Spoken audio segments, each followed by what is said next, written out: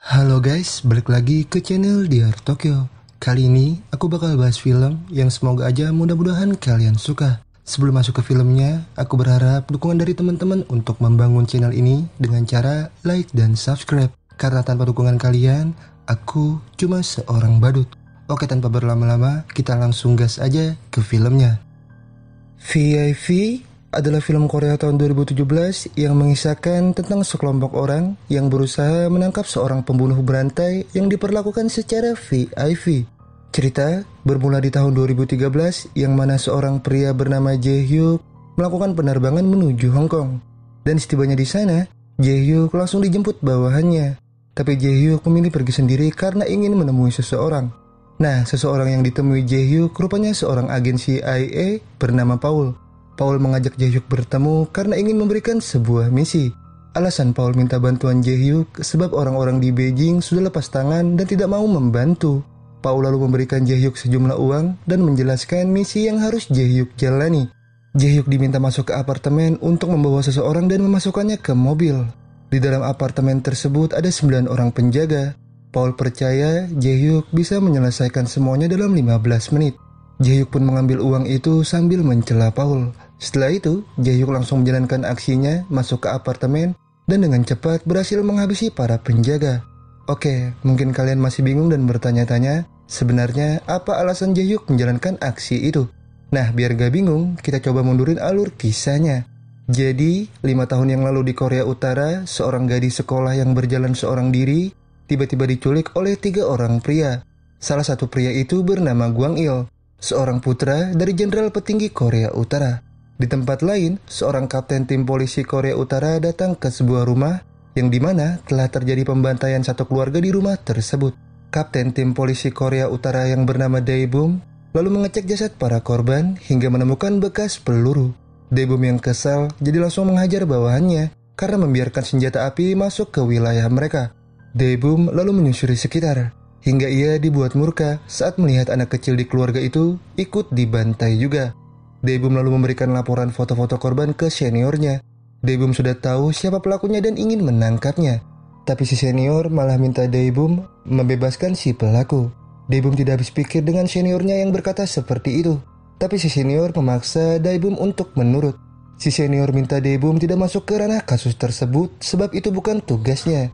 Tapi karena Dae-bum tetap ngotot dan ingin menangkap si pelaku, membuat si senior jadi menyuruh Dae-bum kembali ke tempatnya semula, membawa anak buahnya yang dianggap tidak berguna.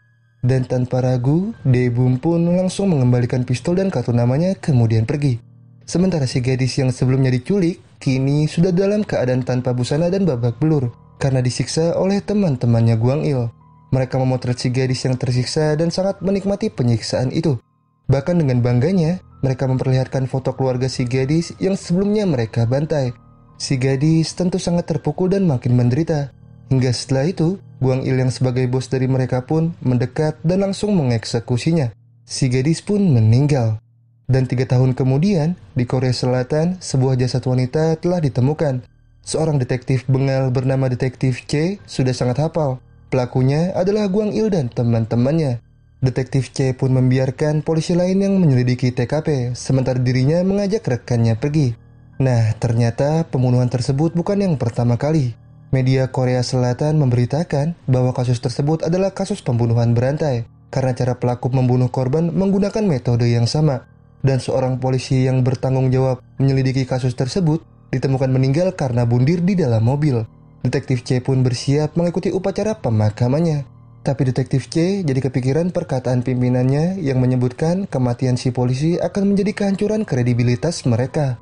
Untuk mencegah itu, pimpinan pun mengangkat Detektif C sebagai ketua tim untuk menyelesaikan kasus pembunuhan berantai menggantikan polisi yang meninggal. Tapi Detektif C merasa berat karena saat ini dirinya masih dikenakan hukuman. Entah hukuman apa, yang jelas pimpinan berjanji akan mencabut hukuman tersebut dan membersihkan catatan hitam yang mencoreng nama Detektif C dan timnya. Pimpinan minta Detektif C menyelesaikan kasus tersebut dengan cara apapun. Detektif C pun menyanggupi dan setelah itu mengikuti upacara pemakaman. Di hari berikutnya, Detektif C dan timnya membereskan barang-barang peninggalan si polisi. Di sana ada banyak surat yang si polisi terima sebelum kematiannya. Hingga tak lama, rekan tim memberitahu jika tim forensik telah menemukan petunjuk. Tanpa berlama-lama, detektif C langsung mendatanginya.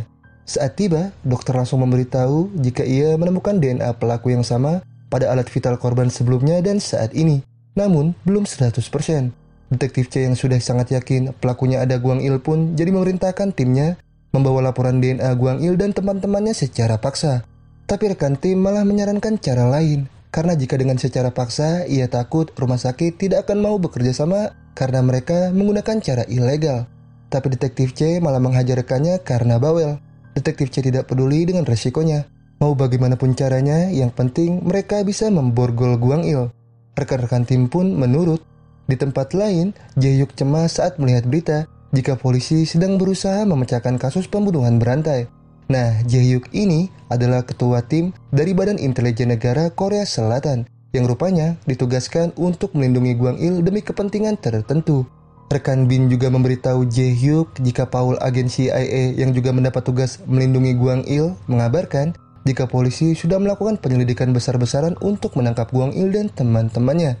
Keadaan tersebut tentu membuat Jae-hyuk dan rekannya semakin bingung. Mereka harus mencari cara agar Guang Il jangan sampai jadi tersangka.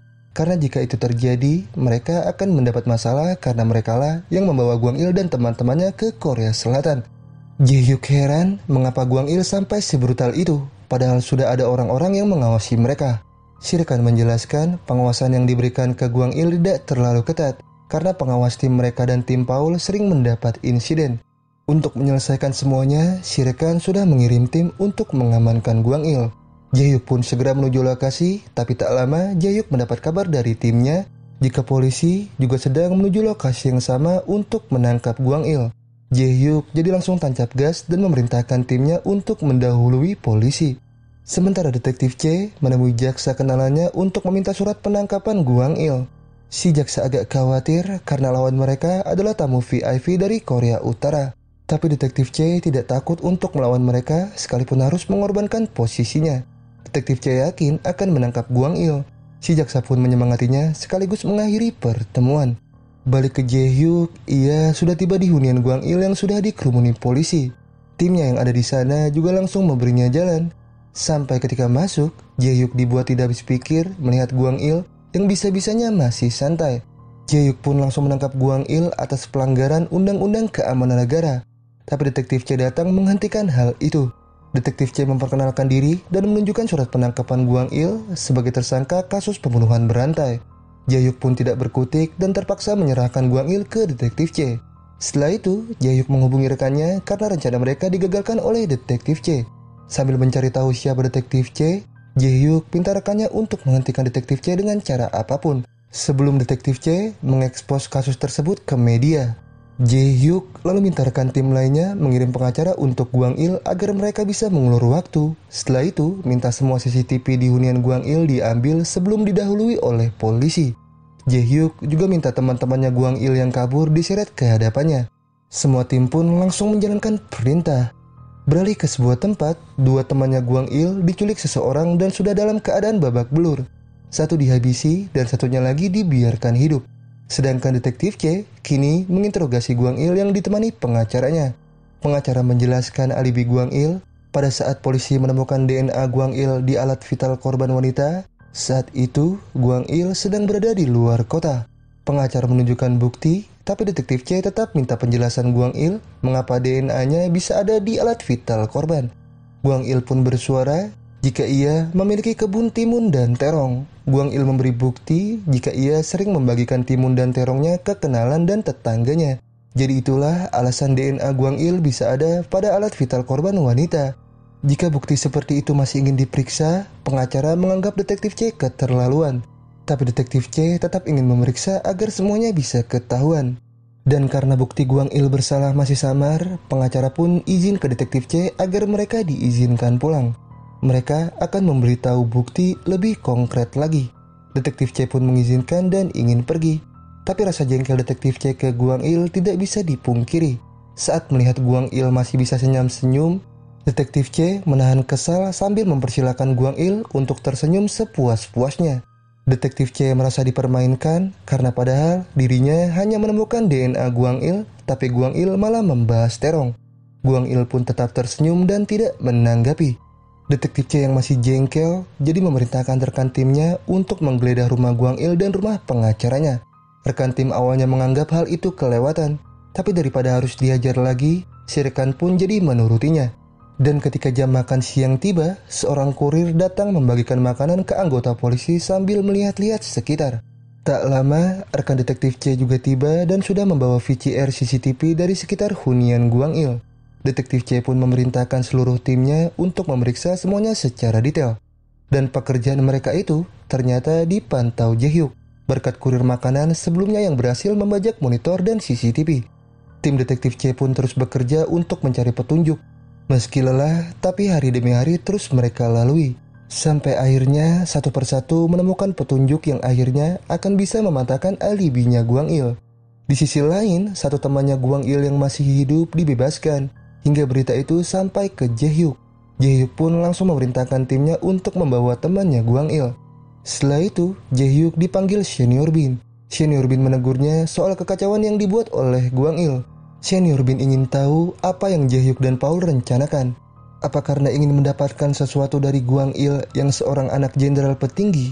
Kini, polisi sudah berhasil mematahkan alibi Guang Il. Sebelum mereka mendapat masalah, Senior Bin jadi memerintahkan Jae-hyuk agar menyerahkan Guang Il ke Paul dan timnya. Senior Bin mengancam jika tidak secepatnya diselesaikan, tamatlah riwayatnya Jae-hyuk.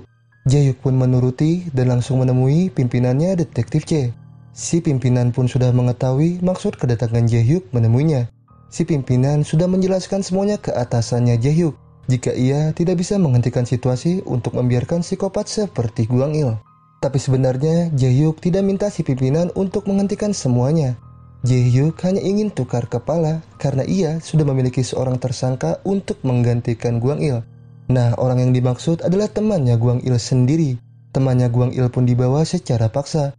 Jae-hyuk yakin si teman akan siap untuk menggantikan Guang Il menjadi tersangka. Detektif C yang bingung tiba-tiba muncul tersangka lain, jadi minta penjelasan pimpinan. Tapi pimpinan malah memerintahkan Detektif C untuk membebaskan Guang Il karena tersangka sebenarnya sudah tertangkap. Tapi Detektif C tetap yakin Guang Il pelaku yang sebenarnya dan yang menggantikan cuma antek-anteknya Guang Il. Pimpinan pun memberikan bukti yang diberikan Bin jika DNA yang ditemukan sebenarnya adalah DNA temannya Guang Il. Tapi Detektif C tetap tidak yakin bagaimana bisa tiba-tiba bukti tersebut muncul secara mendadak. Detektif C yakin bukti tersebut dimanipulasi. Tapi keputusan pimpinan tidak bisa dirubah. Lagian juga temannya Guang Il sudah mengakui semuanya, sehingga ia minta Detektif C melepaskan Guang Il dan menghargai pihak Bin. Detektif C yang sadar pimpinannya sudah membelot, jadi memutuskan pulang dan memerintahkan rekan timnya untuk menyerahkan Guang Il ke jaksa setelah penyelidikan. Detektif C juga akan mengadakan konversi pers besok dan minta rekannya untuk memanggil semua reporter. Si rekan yang takut pun menurut.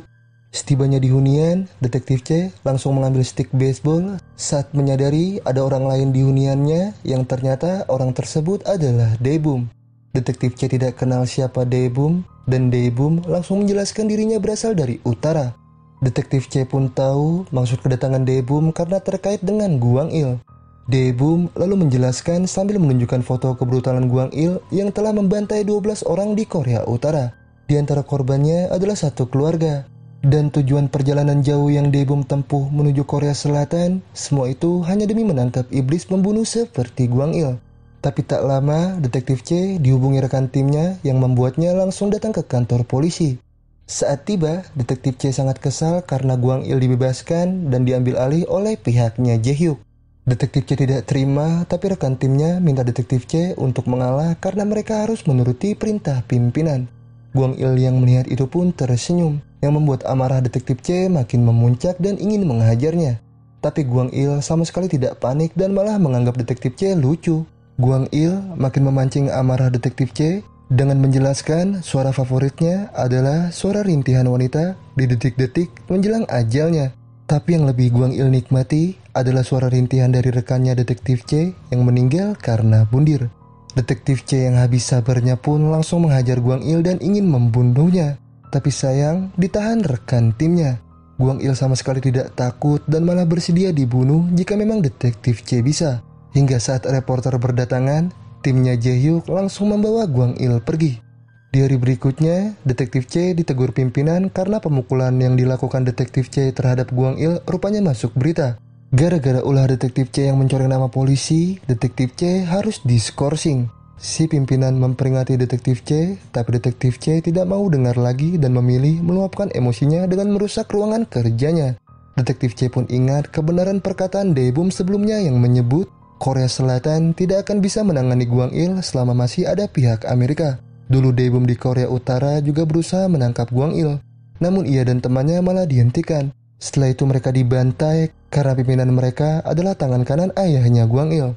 Alasan Guang Il datang ke Korea Selatan 1 tahun yang lalu juga dikarenakan antek-antek ayahnya di Korea Utara sudah dilenyapkan akibat kejahatannya. Dan sekarang Dae-bum yakin Guang Il bisa ia lenyapkan juga. Dae-bum minta Detektif C menyerahkan urusan Guang Il padanya karena ia menjamin Korea Selatan tidak akan mampu menanganinya. Detektif C yang mengingat perkataan itu tentu sangat merasa gagal. Sementara Guang Il kini berada di huniannya sambil diawasi oleh pengawas pria. Pengawas wanita kemudian datang dan Guang Il memperhatikannya dengan penuh hasrat seperti ingin melakukan sesuatu tapi tangannya diborgol. Di sisi lain, Senior Bin minta kejelasan ke Jae-hyuk kapan dirinya menyerahkan Guang Il kepada Paul. Jae-hyuk pun mengaku penyerahannya sedang diproses. Senior Bin ragu pasti Paul tidak siap untuk menerima Guang Il. Tapi Jae-hyuk meyakinkan Paul tidak akan mungkin melepaskan Guang Il karena Paul sedang menunggu informasi penting yang ada di tangan Guang Il. Jae-hyuk juga menunggu hasil itu dan memastikan tidak akan lama lagi. Tak lama, Jae-hyuk mendapat kabar buruk sampai membuatnya langsung mendatangi huniannya Guang Il, yang mana Guang Il baru saja menusuk pengawas wanita. Jae-hyuk yang kesal pun jadi menghajar pengawas pria, kemudian menghajar Guang Il. Kesabaran Jae-hyuk habis karena Guang Il selalu membuat ulah. Tapi Guang Il masih bisa-bisanya tersenyum dan minta Jae-hyuk tenang karena dirinya tidak sampai membunuh pengawas wanita. Perkataan enteng Guang Il itu membuat Jae-hyuk akhirnya mengetahui jika selama ini Guang Il juga sering membuat insiden kepada rekan-rekan tim pengawas Jae-hyuk. Guang Il pun membenarkan dan menganggap ulah psikopatnya selama ini hanya sekedar main-main. Jae-hyuk yang makin kesal jadi langsung menginjak Guang Il. Guang Il pun memperingati Jae-hyuk harusnya sebagai penjaga, Jae-hyuk tidak boleh memperlakukannya seperti ini. Karena jika orang Amerika sampai tahu, mereka pasti akan sangat marah. Tapi Jae-hyuk sudah tidak peduli dan tetap ingin menghabisi Guang Il, namun ditahan oleh rekan timnya. Jae-hyuk pun pergi sambil minta rekannya untuk memborgol kakinya Guang Il. Di sisi lain, Detektif C sekarang hanya bisa berdiam diri di hunian karena kini sedang diskors. Tapi tak lama, Dae-bum menghubunginya dan membahas tawaran sebelumnya agar Detektif C menyerahkan Guang Il padanya. Tapi Detektif C sudah tidak bisa karena sekarang Guang Il sudah dibebaskan. Itu artinya permainan sudah berakhir. Tapi menurut Dae-bum semua belum berakhir. Karena Dae-bum masih yakin bisa menangkap Guang Il dengan sebuah bukti kasus 2 tahun yang lalu. Nah, jadi dulu sebelum datang ke Korea, Guang Il rupanya terlibat kasus pembunuhan wanita di Hong Kong. Metodenya tetap sama, Guang Il melecehkan, memvideokan, kemudian baru menghabisinya. Setelah itu, Guang Il menjual videonya dengan harga mahal dan uangnya dijadikan ongkos untuk pelarian Guang Il menuju Korea Selatan. Kasus itu bisa dijadikan bukti karena wajah Guang Il terpampang jelas di video itu. Hingga ketika Detektif C mendapatkan bukti itu, Detektif C pun langsung minta rekan timnya untuk memeriksa. Sampai akhirnya Detektif C menemukan kebenaran dari kasus tersebut sesuai perkataannya Dae-bum. Setelah bukti siap, Detektif C pun melobi pimpinan untuk bekerja kembali sambil memerintahkan timnya untuk bersiap menangkap Guang Il. Di sisinya Guang Il, kini ia dipertemukan oleh Paul. Setelah 2 tahun tidak bertemu, Paul pun sadar Guang Il masih hobi jadi psikopat dan sama sekali tidak berubah. Paul menyarankan Guang Il agar mencari hobi yang lebih beradab. Tapi Guang Il menjelaskan dirinya bisa berubah sebrutal ini karena Paul sendiri yang membebaskannya.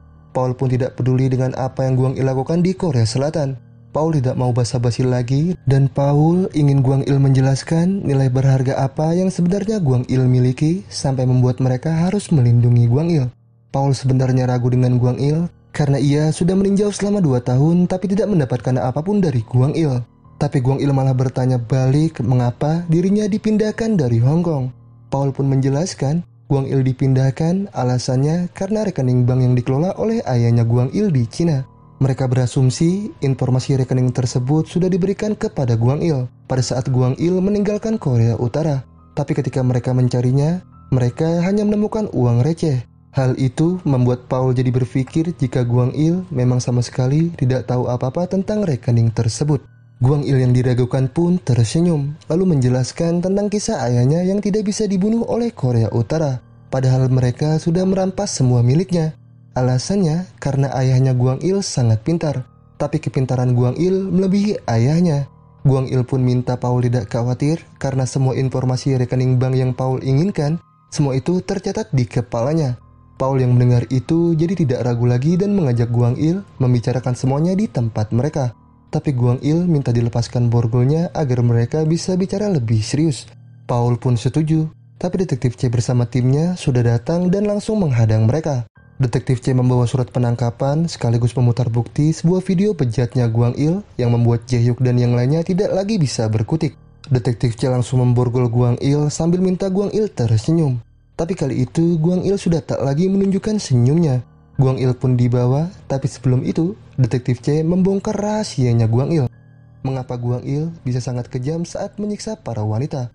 Detektif C tahu saat menyiksa, Guang Il hanya melampiaskan kemarahannya karena disebabkan alat vital Guang Il yang tidak bisa berdiri. Rekan tim detektif yang mendengar itu jelas menertawakan, sampai membuat kemarahan Guang Il sangat memuncak. Guang Il yang tidak terima dipermalukan pun mencoba menghajar Detektif C, tapi Detektif C berhasil membantingnya. Semua orang yang ada di pihak Guang Il pun tidak bisa apa-apa, karena Detektif C mengancam akan menangkap mereka semua jika masih ada yang membela Guang Il. Detektif C pun pergi, dan Paul sangat kesal dengan Jae-hyuk karena tidak bisa menghentikannya. Paul menjelaskan Detektif C bisa seberani itu menangkap Guang Il karena Detektif C mendapat bocoran informasi dari Daebum. Daebum ingin balas dendam karena 3 tahun lalu, Daebum dan rekan-rekannya dipecat akibat berusaha menangkap Guang Il. Setelah dipecat, Daebum dan rekan-rekannya malah dibuang ke pabrik untuk kerja rodi, dan di sana Guang Il membantai mereka. Rekan-rekannya Daebum dihabisi, tapi Daebum berhasil kabur. Sementara Detektif C dan timnya yang kini siap untuk menahan Guang Il malah tidak diizinkan masuk oleh pimpinan. Detektif C protes ke pimpinan yang memblok jalan mereka. Tapi si pimpinan minta Detektif C untuk melepaskan Guang Il dan menutup kasus karena mereka sudah menangkap tersangka aslinya. Detektif C jelas menolak dan masih bersikuku menangkap Guang Il karena ia punya bukti baru tentang kejahatan Guang Il di Hong Kong. Tapi pimpinan tidak mau menerima bukti tersebut karena polisi Hong Kong saja sudah menutup kasus tersebut. Pimpinan minta Detektif C menuruti perintahnya agar menyerahkan Guang Il pada pihak Jae-hyuk. Detektif C yang sadar pimpinannya sudah tak lagi berpihak padanya tentu sangat kesal. Detektif C dipaksa harus menurut, yang membuatnya jadi terpaksa minta semua rekan timnya untuk pulang. Detektif C lalu membawa Guang Il yang masih terus tertawa untuk menyerahkannya ke jaksa. Tapi rekan jaksa angkat tangan karena mereka diminta untuk tidak ikut campur. Rekan jaksa malah menyarankan Detektif C agar menghentikan semuanya, karena sekeras apapun Detektif C berusaha tetap tidak akan ada hasilnya. Hingga Detektif C pun akhirnya menyerah. Jae-hyuk lalu menghampirinya. Kemudian mereka membahas tentang Daebum. Detektif C mempersilahkan Jae-hyuk jika memang ingin menangkap Daebum. Tapi Jae-hyuk tidak akan melakukan hal itu. Jae-hyuk tahu Daebum adalah orang yang menculik 2 teman Guang Il untuk dihabisi. Kemudian sengaja menyisakan 1 temannya lagi untuk menggantikan Guang Il menjadi tersangka. Karena dengan bebasnya Guang Il, Daebum berniat untuk menangkapnya dengan tangannya sendiri. Jae-hyuk bisa memahami Daebum karena pihak mereka juga sebenarnya ingin menangkap Guang Il, tapi mereka tidak bisa karena adanya pihak Amerika. Jae-hyuk pun minta Detektif C untuk menyerahkan Guang Il ke orang Amerika. Dengan begitu, mereka tidak perlu pusing dengan Guang Il lagi, karena Guang Il sudah bukan lagi jadi tanggung jawab mereka. Hingga Detektif C pun langsung memberikan kunci borgol dan Guang Il akhirnya dibebaskan. Tapi saat dibebaskan, Guang Il malah menghajar rekannya Paul. Setelah itu, mengambil pistolnya, kemudian menembak Detektif C berkali-kali hingga akhirnya tumbang. Jae-hyuk yang melihat hal itu sangat tidak menyangka dengan kekejaman Guang Il. Guang Il masih bisa tertawa dan pihak Paul langsung membawanya kabur. Jae-hyuk yang sangat murka langsung mengejarnya dan sudah siap untuk menghabisi Guang Il. Jae-hyuk pun menaikkan kecepatannya untuk mendekat ke mobil Paul. Hingga saat hampir mendekat, mobil Paul harus terhenti karena sengaja dihantam sebuah mobil yang dikemudikan oleh Daebum. Daebum menghantamkannya sekali lagi sampai membuat orang Amerika tidak sadarkan diri. Guang Il yang masih selamat dan melihat Daebum mendekat jadi berusaha kabur. tapi Daebum berhasil menumbangkannya. Daebum pun menyeret Guang Il yang membuat Jaehyuk langsung membidiknya. Tapi Daebum tidak peduli dan tetap membawa Guang Il sampai akhirnya Jaehyuk pun membiarkannya. Hingga waktu pun berlalu. Jaehyuk mengunjungi detektif C yang kondisinya masih kritis. Nah, sebelumnya Jaehyuk menemui Senior Bin yang sudah lega karena akhirnya mereka tidak terlibat lagi dengan Guang Il. Pihak Amerika tidak bisa menyalahkan pihak Jaehyuk lagi karena salah mereka sendiri yang tidak becus mengawasi Guang Il sampai Daebum berhasil menculiknya dan kini sudah membawa Guang Il pergi menggunakan kapal menuju Korea Utara. Nah, Senior Bin baru mendapat kabar jika antek-antek ayahnya Guang Il kini sudah dibebaskan dan jabatan mereka juga sudah dipulihkan setelah membantai orang-orang yang berada di posisi jabatan sama seperti Daebum dulu. Jaehyuk pun langsung menyadari pasti ada yang tidak beres dan dugaan itu ternyata benar. Karena sekarang Daebum dikhianati kru kapal yang ternyata bekerja sama dengan Guang Il. Guang Il pun bisa bebas hingga langsung menghabisi Daebum. Kini Jaehyuk mulai menyesali kesalahannya. Karena dari dulu tidak menangkap Guang Il dan malah membiarkannya menumbangkan satu persatu orang yang berusaha menegakkan hukum terhadap Guang Il. Hingga waktu terus berlalu ke masa sekarang. Jaehyuk sudah berada di Hong Kong dengan tampilan baru dan langsung menghabisi para pengawas apartemen satu persatu sampai akhirnya berhasil masuk hingga bertemu Guang Il. Guang Il langsung menyapa karena sudah lama mereka tidak bertemu. Guang Il sedikit kaget karena Jaehyuk bertugas melindunginya lagi. Guang Il pun meyakinkan Jaehyuk jika dirinya sudah berubah dari yang dulu. Jaehyuk pun membenarkan perbedaan itu karena kedatangan Jaehyuk sekarang juga dengan tujuan berbeda. Jaehyuk menjelaskan jika ayah dan antek-anteknya Guang Il sudah dibabat habis. Kini tak ada lagi orang yang melindungi Guang Il dan Jaehyuk tidak akan membiarkan Guang Il pulang karena jalan keluar yang bisa Guang Il lewati hanyalah kematian. Guang Il yang menyadari Jaehyuk tidak berada di pihaknya lagi jadi berusaha melobi Jaehyuk dan akan memberitahu akun rekening bank yang dimiliki ayahnya. Tapi Jaehyuk tidak menanggapi dan malah menyiksa Guang Il. Guang Il langsung menjerit dan Jaehyuk ingin tahu bagaimana rasanya dihantam peluru. Jaehyuk ingin Guang Il merasakan rasa sakit. Tapi Guang Il malah mengumpat hingga membuat Jaehyuk pun langsung mengakhirinya.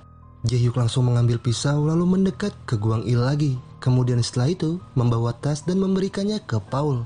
Hingga saat dibuka, Paul kesal karena ternyata isinya kepala Guang Il. Jaehyuk pun memberitahu Paul yang sebenarnya jika rekening ayahnya Guang Il sudah tidak bisa diakses ke Korea Utara karena saldo rekeningnya kosong sudah diambil pemerintahan Cina.